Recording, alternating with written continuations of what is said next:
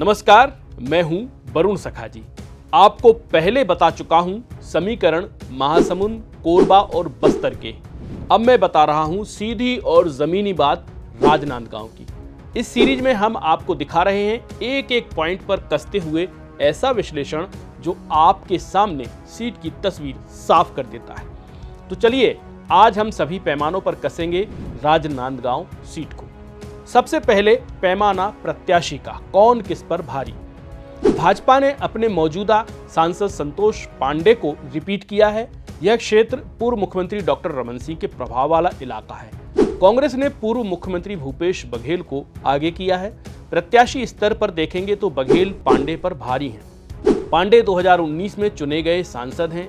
प्रदेश के तीसरे सबसे ज्यादा वोट से जीतने वाले सांसद हैं, किंतु सामने भूपेश बघेल हैं। भूपेश बघेल का राजनीतिक करियर बहुत लंबा है। वे हाल ही में मुख्यमंत्री रह चुके हैं।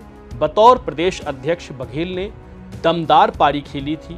मुख्यमंत्री के रूप में अनेक आरोपों ने उन्हें घेर लिया, किंतु मजबूत बहुमत वाली मजबूत सरकार के मुखिया रह चुके हैं। संतोष पांडे और बघेल की तुलना करेंगे तो प्रत्याशी स्तर पर बघेल पांडे पर भारी है। सीट का समीकरण, वोट में भाजपा ज्यादा, सीट में कांग्रेस।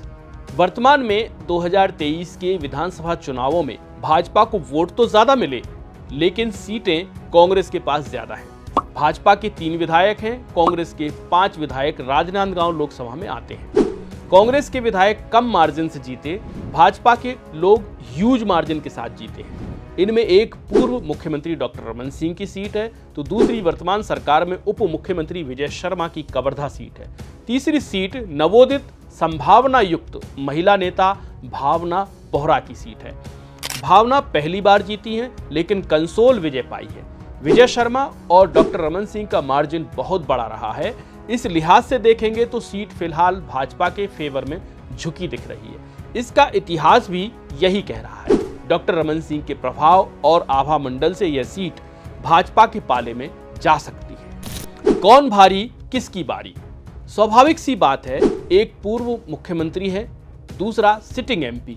ऐसे में भारी कौन किस पर पड़ना चाहिए, लेकिन ये चुनाव वैसे चुनाव नहीं है जहां 2 और 2 हमेशा ही 4 रहता है।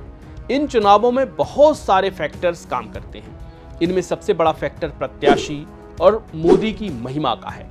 मोदी की महिमा इसलिए इस्तेमाल कर रहा हूं क्योंकि समूचे छत्तीसगढ़ में जहां जहां से भी जैसी भी रिपोर्ट आ रही है, उसके मुताबिक मोदी इकलौता चुनावों का बड़ा फैक्टर बनकर उभर रहे हैं। ऐसी स्थिति में कौन किस पर भारी कहना ही बेमानी है। बघेल बड़ा चेहरा है, लेकिन मोदी के सामने छोटे हैं। मोदी की एक सभा क्षेत्र के माहौल को बदलने में सक्षम है। इसलिए कह सकते हैं मोदी की एब्सेंस में बघेल पांडे पर भारी हैं, लेकिन मोदी की मौजूदगी में पांडे बघेल पर कहीं ज्यादा भारी पड़ सकते हैं। तो एक लाइन में क्या कहें, कौन जीतेगा। यह पॉइंट मेरे लिए बहुत ही कठिन होता है, लेकिन मैं जितने भी चुनावी विश्लेषण करता हूं, उनमें अपने दर्शक को किसी दुविधा में नहीं छोड़ना चाहता। डंके की चोट पर बोलता हूं, जाहिर है इस पर भी डंके की चोट पर ही बोलूंगा। ऐसा नहीं होगा कि मैं कुछ जलेबी टाइप की घुमावदार बातें कर जाऊं और आप उसके मायने निकालते रहें। हो सकता है मैं जो एक लाइन वाली बात कहूंगा उससे अनेक लोग असहमत हों, लेकिन कहना ही सबसे अच्छी नीति होती है। तो मैं कहूंगा राजनांदगांव में मोदी की मौजूदगी में भाजपा मजबूत है। बहुत बहुत शुक्रिया। अगला वीडियो आप देखिएगा, और अगर अब तक आपने इस चैनल को सब्सक्राइब नहीं किया है, सब्सक्राइब कर लीजिए। और कुछ कहना चाहते हो तो कमेंट बॉक्स में अपनी राय जरूर दीजिएगा, और इस वीडियो को बहुत ज्यादा शेयर कीजिएगा और 4 जून तक इसको संभाल कर रखिएगा। ये वीडियो मिलान कीजिएगा कितना सही था। मुझे यानी वरुण सखाजी को दीजिए इजाजत। नमस्कार।